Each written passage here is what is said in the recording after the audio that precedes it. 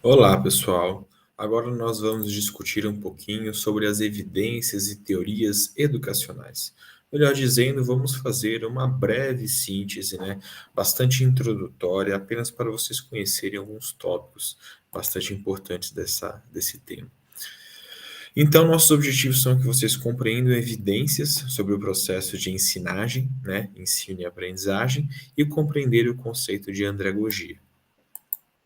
Bem, como que vocês acham que a aprendizagem ocorre? O que vocês acham que influencia na aprendizagem? Pensem aí na experiência, na vida de vocês, e o que vocês acham que determina isso. Muito bem.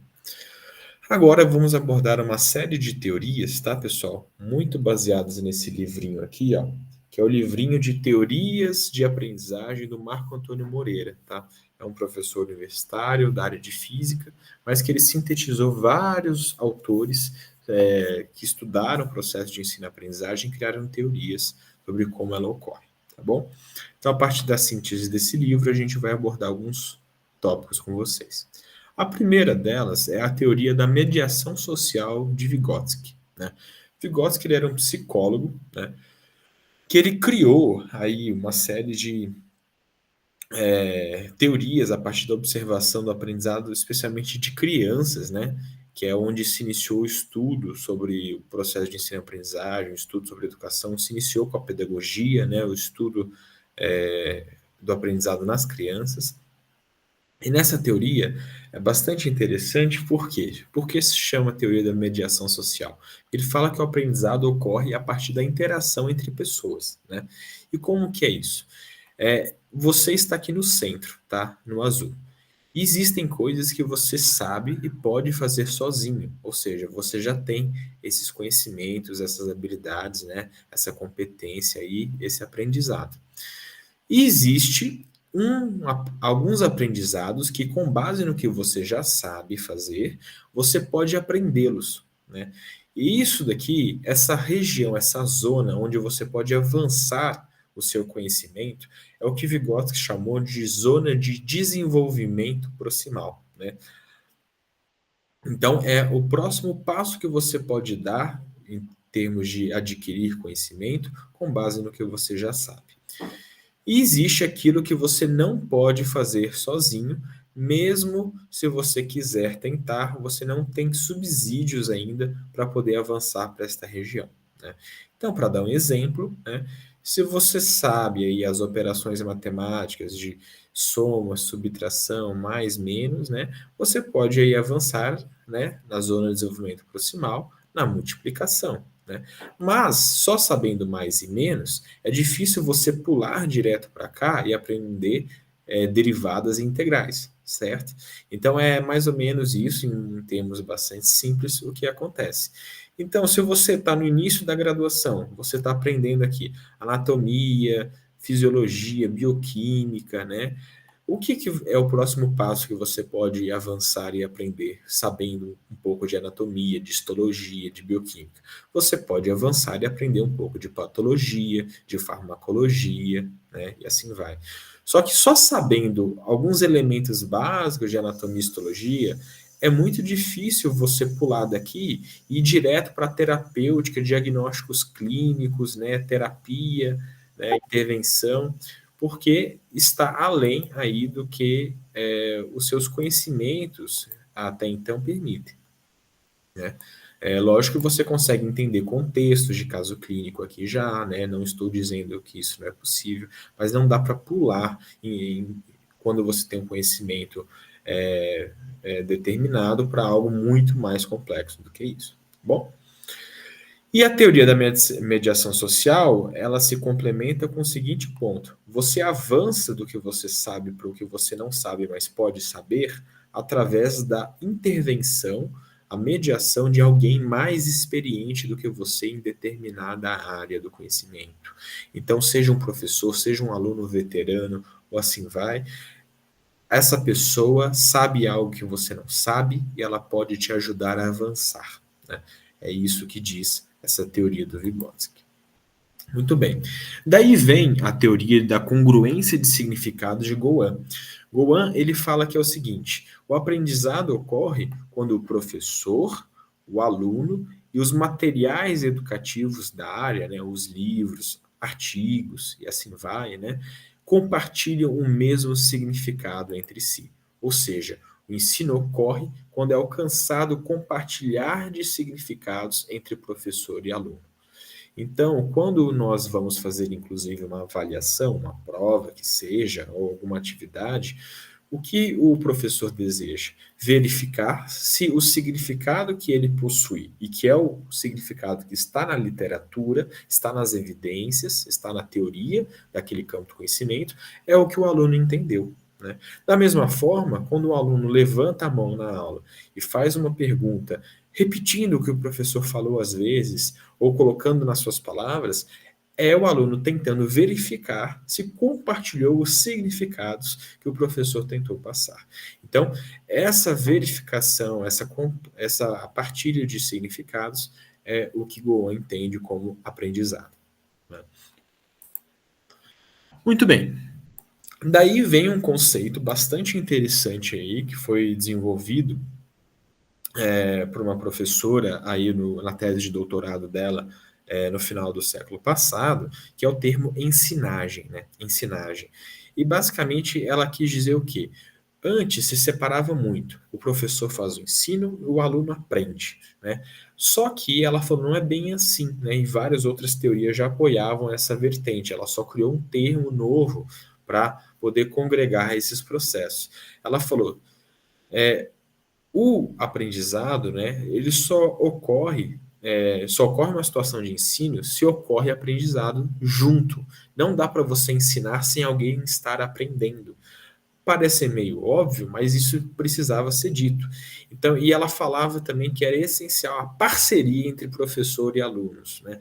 Então, essa parceria entre estudantes e educador, ela precisa acontecer para os dois processos ocorrerem, né?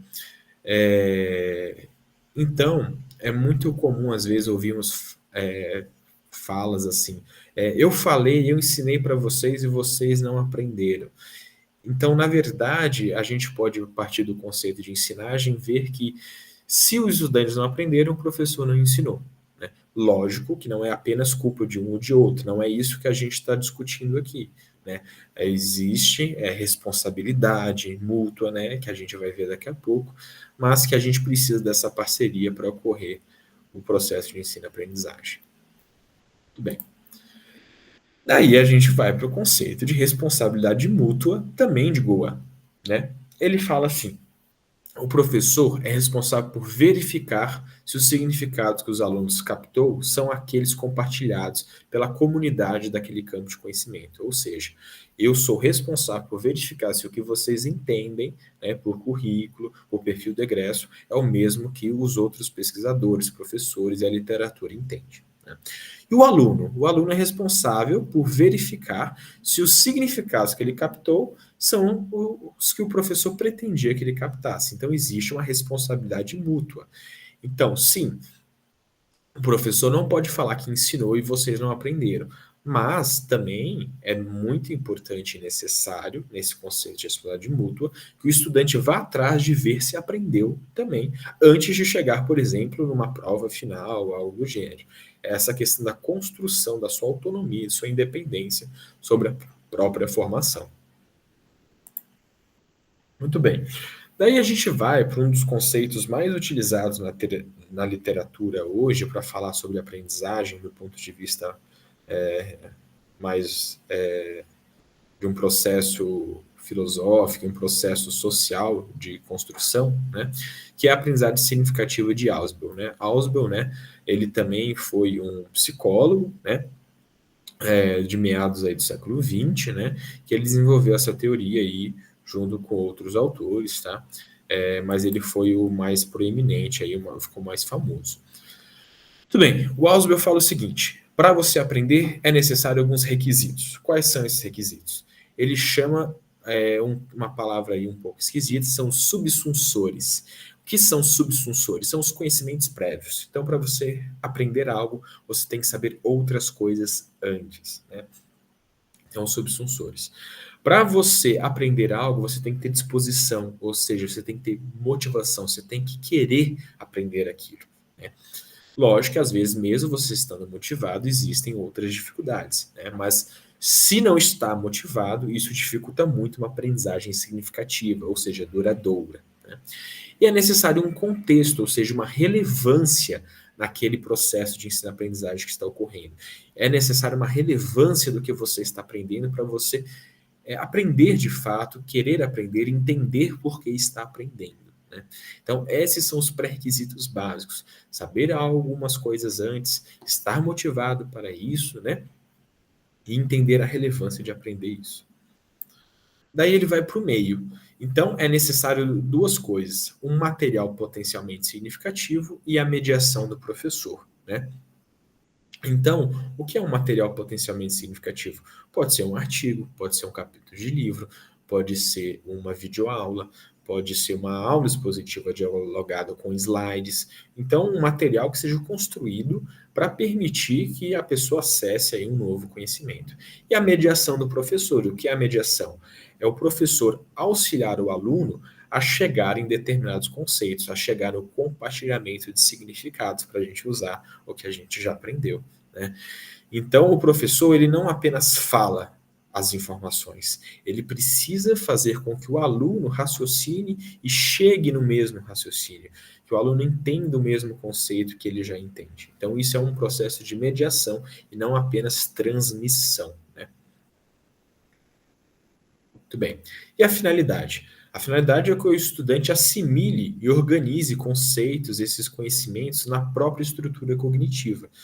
E ocorre o aprendizado significativo, de acordo com Asbo, quando essa assimilação de conhecimento ocorre de uma forma que o estudante consiga adquirir significados claros, estáveis e transferíveis. O que é isso? O estudante não tem dúvida do que o que ele aprendeu. Então você pergunta para o estudante, ele não fala, eu sei o que é, mas não sei explicar. Se você fala, você sabe o que é, mas você não sabe explicar, então o significado não está claro, estável e muito menos transferível. Ou seja, você não consegue expressar o que é aquele conhecimento. Então você não aprendeu ele, né. Então a aprendizagem significativa necessita desse processo de aquisição de um conceito claro, estável e transferível, né. Você não muda o que você pensa sobre aquilo ao longo do tempo. Aquele conceito sempre será aquele conceito, certo? Muito bem. Daí, Dewey, que é um autor um pouco mais contemporâneo, né, ele fala muito do processo de autorregulação, que é extremamente importante hoje quando a gente fala aí do aprendizado de adultos, né. Ele fala que o objetivo da autorregulação, né, desse conceito de autorregulação, é alcançar metas de aprendizagem. É um processo do estudante com ele mesmo, do aprendiz com ele mesmo, porque professores também são aprendizes eternos estudantes, né. Então, qualquer pessoa que está aprendendo precisa passar por um processo de autorregulação. E o que envolve a autorregulação? A pessoa buscar alcançar uma meta de aprendizagem. E para isso ela precisa fazer uma autoobservação, ou seja, observar o próprio comportamento, observar o que ela está pensando sobre aquele conceito, né?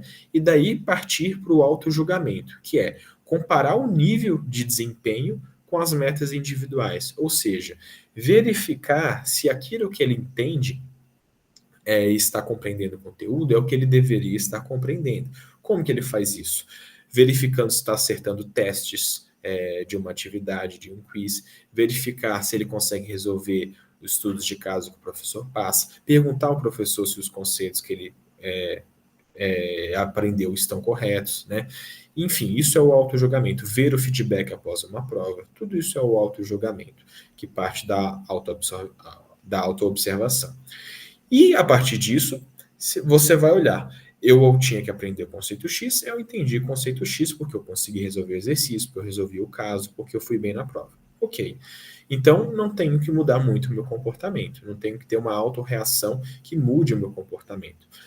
Mas, se eu achava que aprendi, eu fiquei na dúvida, fui ver, não sei fazer o exercício, não sei resolver o estudo de caso, não fui bem na prova, então, eu tenho que ver que eu não estou atingindo as metas de aprendizagem. E daí partir para uma autorreação. que é o quê? Responder ao próprio julgamento. Não estou aprendendo bem isso, o que eu vou ter que fazer? Eu vou ter que estudar mais, vou ter que pedir orientação para o meu professor sobre como estudar, perguntar aos monitores como estudar, buscar videoaulas, ler livros, ler artigos, enfim, ver qual é a melhor estratégia para reagir ao não atingimento de uma meta de aprendizagem. Então, isso é autorregulação e a gente desenvolve isso de uma maneira mais ou menos consciente ao longo, mas é algo extremamente importante. Hoje se fala muito de um conceito a longo prazo que é o aprender a aprender. Então nós temos que ter uma competência de saber como a gente aprende melhor, porque cada um é cada um, e poder aprimorar esses processos a longo prazo para a nossa própria formação. Isso tudo hoje em dia também é colocado um termo mais moderno que é a metacognição. Metacognição nada mais é do que você pensar sobre os próprios processos de aprendizagem. Ou seja, você racionalizar o que você faz e como faz e por que faz para aprender mais e melhor, né?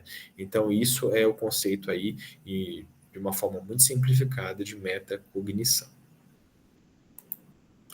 Muito bem. Daí a gente parte para pensar de uma maneira mais ampla, a partir de todas essas teorias, né, de como o aprendizado ocorre. Quais fatores vocês acham que influenciam o ensino, tanto para facilitar a aprendizagem, quanto fatores que eventualmente dificultam a aprendizagem? Pense aí um pouco sobre quais fatores você acha que influenciam na ensinagem. Muito bem.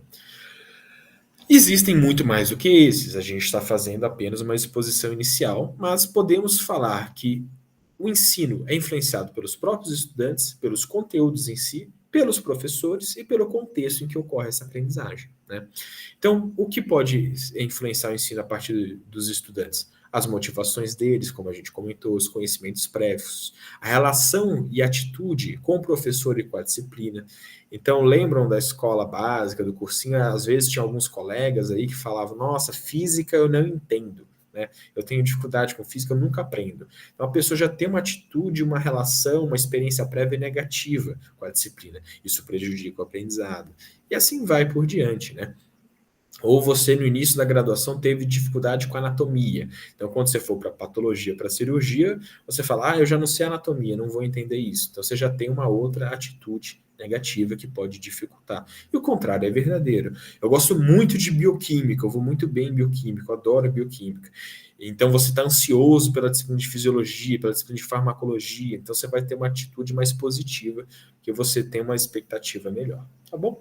Então, isso são os fatores, alguns, né, associados aos estudantes. Associado aos conteúdos. Existem conteúdos com uma complexidade, com uma relação ou com uma ordem de estudo mais difícil. Então, assim, você vai estudar aí na anatomia o osso fêmur, ele é uma complexidade um pouco mais baixa do que outras estruturas anatômicas. Você vai lá, você pega o osso na mão e você vai vendo as estruturas na legenda, no atlas, e você identifica o que é de uma forma mais tranquila. Mas você vai estudar aí sistema límbico, né? Que é uma coisa um pouco mais abstrata.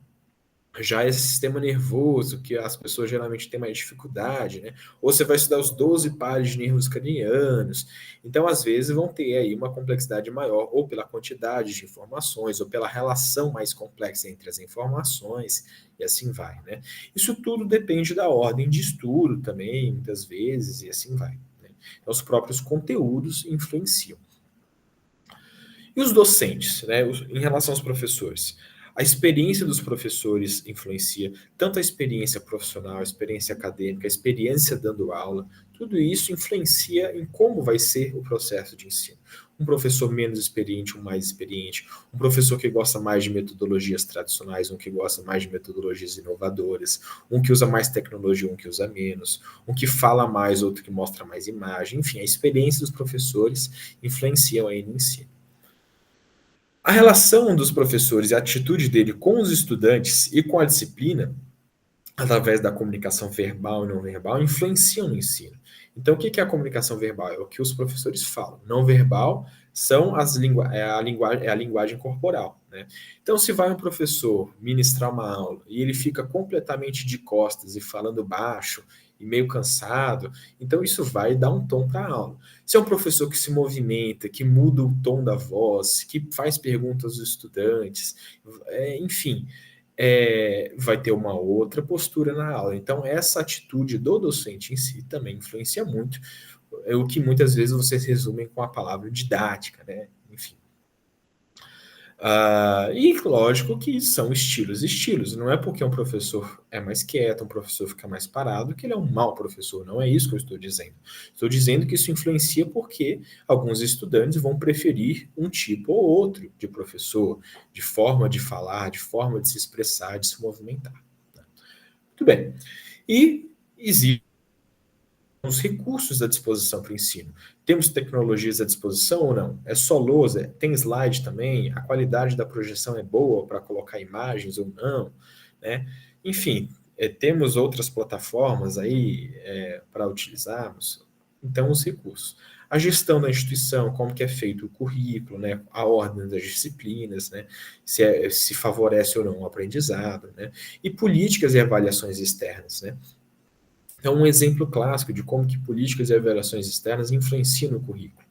Vocês, estudantes aí, passam aí frequentemente pela a prova do ENAD, que agora passou a se chamar em... Então tem uma prova aí agora que vai ser anual para os estudantes de medicina que estão formando, e isso vai influenciar o currículo, porque estamos sendo avaliados pelo MEC com base numa prova. Então a gente tem que ensinar para os estudantes irem bem nessa prova. Né? Existem provas de residência, então isso influencia o currículo, enfim, e dentre vários outros processos. Né? Existem muitos outros, esses são alguns. Daí a gente vai para a segunda parte da aula, que é a gente sintetizar como os adultos aprendem. Que a gente até ali falou de várias teorias e tudo mais, que eram teorias até muitas vezes criadas, mais aplicadas a crianças, né? E que foram transpostas aí para adolescentes e para adultos. Né? Funcionam para os adultos, mas não só elas não bastam para definir, delimitar como os adultos aprendem mais e melhor. Né? Daí a gente vai para o grande campo da andragogia. Então, a pedagogia era o estudo do ensino e aprendizagem em crianças, né? A pedagogia. A andragogia é o estudo do ensino e aprendizagem de adultos. Então, como os adultos aprendem? A andragogia estuda isso. Né? E daí vem alguns princípios da andragogia que a gente pode resumir aqui, que influenciam muito e é muito diferente de ensinar numa escola, no ensino médio, na educação básica. Né? Então, os adultos consideram-se independentes e responsáveis por suas decisões, ou seja, eles não querem mais ser tratados como crianças, eles querem cada vez mais graus de liberdade para poder agir, pensar e estudar, né? E não apenas serem enrijecidos no processo de ensino-aprendizagem. Eles querem essa independência. Os adultos direcionam seus interesses de aprendizado, ou seja, a criança, quando está lá estudando as matérias da escola, ela vai estudando. Ela pode gostar mais de uma ou de outra, mas ela vai estudando. Dificilmente ela tem uma grande apego a uma disciplina específica e uma grande aversão no início à outra. Os adultos não, os adultos falam, nossa, eu gosto muito de cirurgia, eu gosto de estudar cirurgia, eu odeio clínica médica, não gosto de estudar clínica médica, né? Então, assim, direciona os seus interesses. Isso prejudica, às vezes, dificulta, né, o processo de ensino-aprendizagem, porque a gente tem que aprender todas essas áreas, né, que são importantes para a formação, mas esse direcionamento dos adultos para os interesses é um fator muito relevante para o processo de ensino-aprendizagem. Além disso, os adultos acumulam experiências que subsidiam e fundamentam a sua aprendizagem, ou seja, adultos, estudantes do ensino superior, do ensino universitário, melhor dizendo, né, estudantes de faculdade, eles não são páginas em branco. Vocês, né, nós não somos páginas em branco.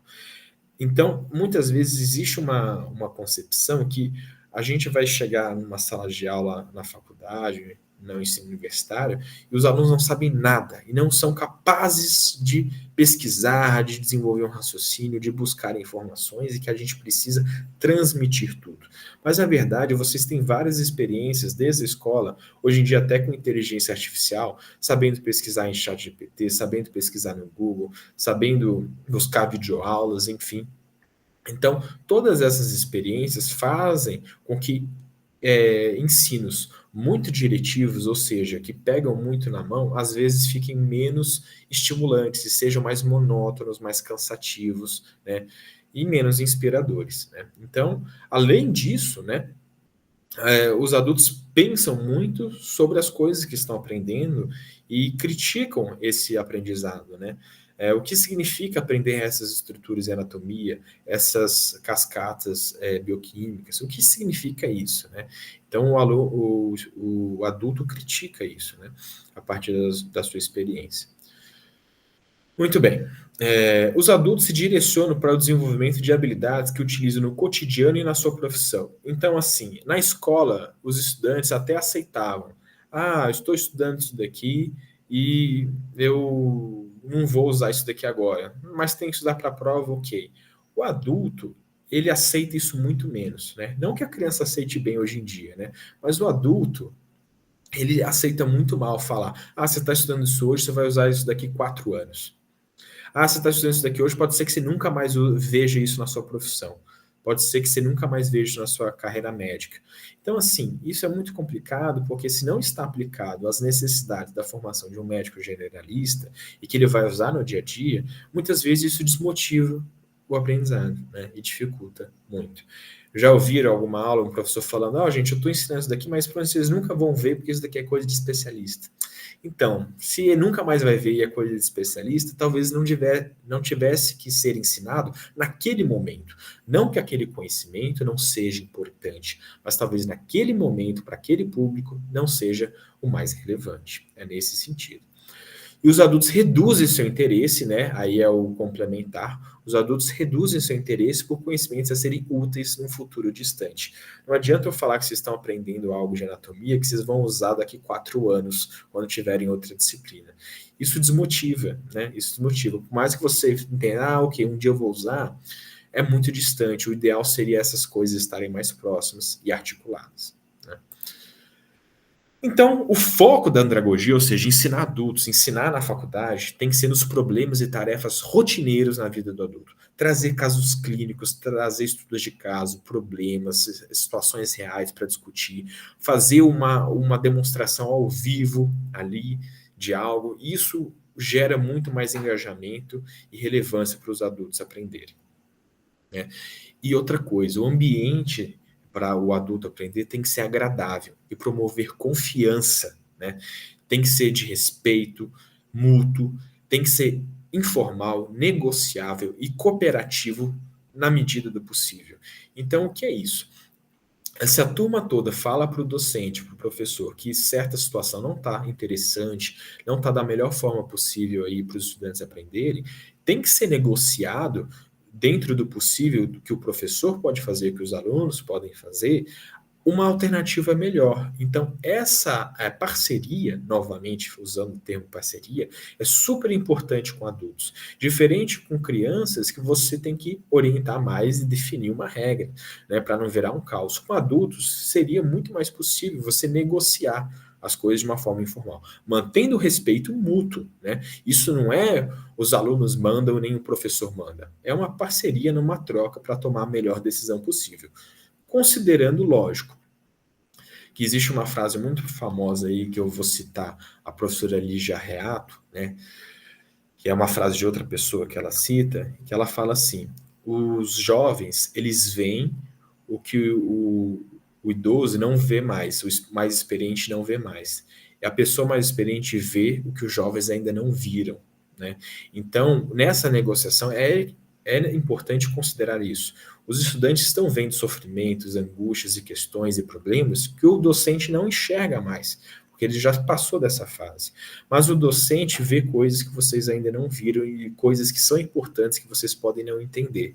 Então, uma negociação informal, mas respeitosa, ajuda um a entender o outro e chegar no melhor caminho possível. Isso é uma coisa muito importante na andragogia. Então, partindo agora para algumas evidências de ensino-aprendizagem mais modernas, digamos assim, baseadas em artigos científicos aí, e não apenas em teorias educacionais, né? Então, como evidências, né, existe esse artigo muito interessante aqui, que é o que aconteceria se levássemos as evidências da educação a sério, né? Então, o que aconteceria com a nossa formação se levássemos a educação, as evidências educacionais a sério? Esse é um artigo do professor Van der Vleuten, né? Muito interessante. Ele é em inglês, é disponível aí na internet, ele foi feito em 2014, e resume muito da experiência do professor Van der Vleuten, que é um dos grandes pesquisadores na área de educação médica no mundo, né, sobre quais evidências existem sobre ensino e aprendizagem na formação de profissionais de saúde. Né?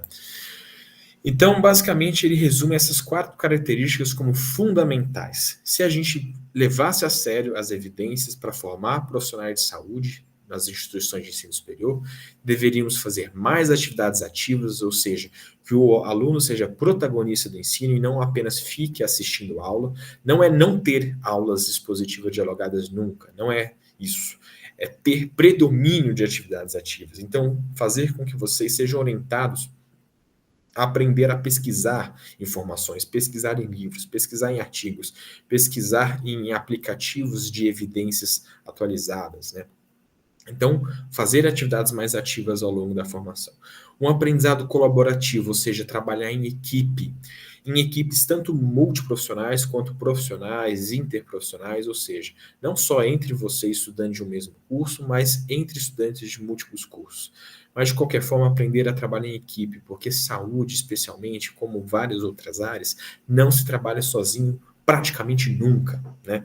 No mínimo você está trabalhando com o paciente ali, né, ou com seu familiar, direto ou indiretamente, enfim. Então você tem que aprender a fazer um trabalho colaborativo aí, o que é muito importante para negociar, né? Casos complexos demandam múltiplos médicos e assim vai.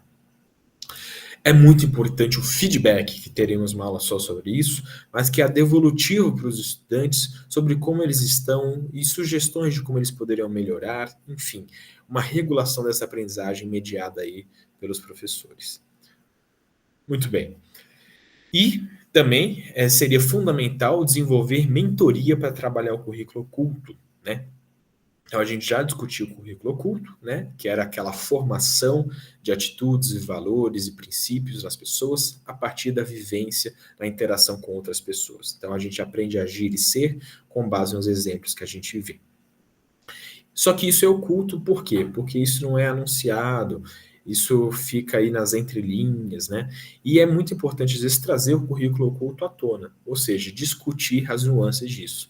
Daí vem a questão da mentoria. A mentoria, existem múltiplas formas de mentoria, né? Alguns locais usam incorretamente como sinônimo a tutoria, mas a mentoria é outra coisa. Mentoria num modelo do padrão da USP, da professora Patrícia Bellodi, né, que foi uma das professoras, é uma psicóloga da USP que desenvolveu a mentoria, né, aqui no Brasil, de uma forma brilhante. São grupos de estudantes de múltiplos anos da graduação, do primeiro ao sexto, por exemplo, e que têm professores envolvidos. Então, é um grupo com estudantes de vários anos e um professor mais experiente que discutem questões profissionais, questões de problemas, angústias, desejos, interesses dos alunos e discutem situações que ocorreram durante a formação para pensar sobre elas, refletir sobre elas, ou seja, trazendo o currículo oculto à tona.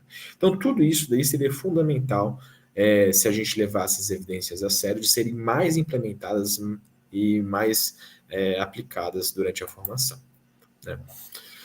Além disso, a gente vai para um conceito do Sweller, né, um autor chamado Sweller, que é a carga cognitiva. O que é isso? Ele fala basicamente que é assim: existe uma capacidade máxima de processamento do aprendiz durante o processo de ensino-aprendizagem. E se a gente tentar ultrapassar essa capacidade máxima da carga cognitiva, né, o estudante não vai aprender.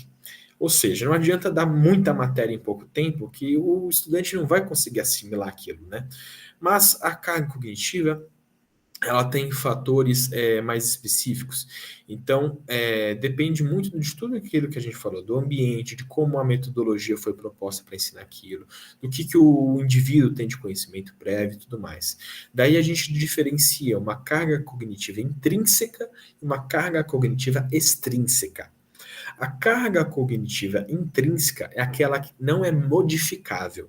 Então, existe uma própria complexidade de determinado conteúdo, uma própria dificuldade, uma própria densidade de conceitos num tema, numa aula. Então, isso, por exemplo, não seria modificável, é a carga cognitiva intrínseca. Mas existe toda a carga cognitiva extrínseca que é modificável. Ou seja, depende do docente, principalmente, mas também de estudantes, né? Vou falar mais do docente nesse caso, atuar na carga cognitiva extrínseca para tentar diminuí-la e não sobrecarregar o estudante.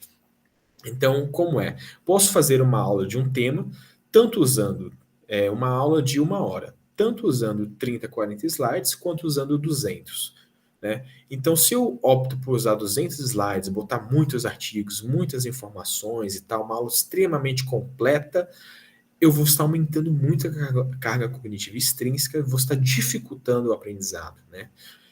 E se eu opto pela aula de 40 slides, resumidos, objetivos para aquele meu público, para aquele momento, organizada, com menos informações, menos texto escrito, mais com os tópicos principais, eu diminuo a carga cognitiva extrínseca e facilito o aprendizado. Então, é um exemplo aqui genérico, só para vocês entenderem como isso pode funcionar. Tá bom? Daí vem a grande questão. Hoje em dia é muito comum, principalmente na nossa escola, o predomínio de aulas expositivas e dialogadas, né? Exposições dialogadas, as aulas. E aqui é um estudo que avaliou a performance do aluno, o desempenho dele, ou seja, a concentração, ao longo do tempo de uma aula, até de 60 minutos a aula, ou seja, o estudo nem passou de 60 minutos porque ele achou inconcebível, né, uma aula de mais de 60 minutos, uma aula expositiva dialogada. Né? Então, mostra aqui que a concentração começa alta e vai chegando aqui, 30, 40 minutos, a concentração está bem baixa, depois aumenta um pouquinho até acabar a aula, mas ficou baixa, né? Então, isso é o que acontece com a concentração. Só que aí eles viram nesse estudo aqui, que quando havia algum descanso, tá? Quando havia algum descanso ou alguma mudança da lógica didática da aula, ao longo dela, você conseguia fazer o quê? A atenção estava começando a diminuir, você faz uma mudança da estratégia da aula, a concentração volta. Ela começa a diminuir de novo, então aqui seria necessário outra intervenção. Então aqui, por exemplo, começou a concentração alta, diminuiu. Fez uma intervenção, mudou a estratégia, voltou à concentração. Diminuiu de novo, mudou a estratégia, voltou à concentração. E assim vai. Daí criou-se uma regra que ainda é muito discutida hoje, né?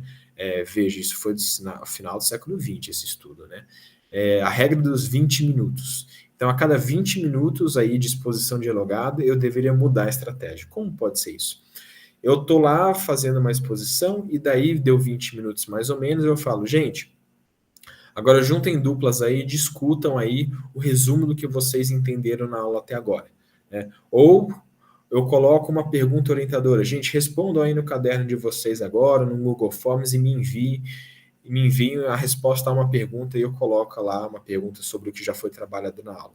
Enfim, qualquer coisa, ou simplesmente dou um intervalo de 5 minutos, fazer algo que quebre a lógica e faça os alunos se reativarem a sua atenção e concentração. Isso é o que as evidências colocam. Hoje já é muito comentado que, na verdade, existem estudos que mostram que a concentração está cada vez menor, né? A concentração contínua, né? Então, existem estudos que botaram já 10 minutos, 5 minutos, 3 minutos, 1 minuto de concentração contínua, né? Ou seja, dificultando a multiplicidade de estímulos que a gente tem, né? Ou pelo próprio desinteresse no assunto, ou pela forma que é abordado, a nossa concentração vai embora bem rápido. Né? Então, é preciso que a gente pense nessas evidências para quê? Propor atividades que envolvam os estudantes mais do que apenas ficar transmitindo e falando muita coisa para um grupo grande de alunos, certo? E daqui vem uma brincadeira muito interessante, né? Esses slides aqui, essas imagens, eu fui direto nos artigos, mas são inspirados numa aula dada pelo professor Milton de Arruda Martins, que é titular de clínica médica da USP, né, e grande estudioso da educação médica, né, E o professor Milton, ele coloca esse eletroencefalograma aqui de um estudo e mostra um estudante aí ao longo do dia como que é a atividade cerebral dele. Então, assim, ele mostra, olha que interessante aqui, ó. Quando o aluno está na sala de aula, como que tá? A linha tá quase ISO aqui, ó. A linha tá quase em atividade, ó, sala de aula. Quando tá fazendo, ó, lição de casa, né? Olha como a atividade cerebral estava bem mais estimulada. Olha que, em comparação, ó, dormindo e dentro da sala de aula, às vezes dormindo a gente tem mais atividade cerebral aí por causa dos sonhos do que numa sala de aula, né? Mas é uma brincadeira para ver que apenas uma sala de aula expositiva pura, ela não cabe muito mais como predomínio de método de ensino.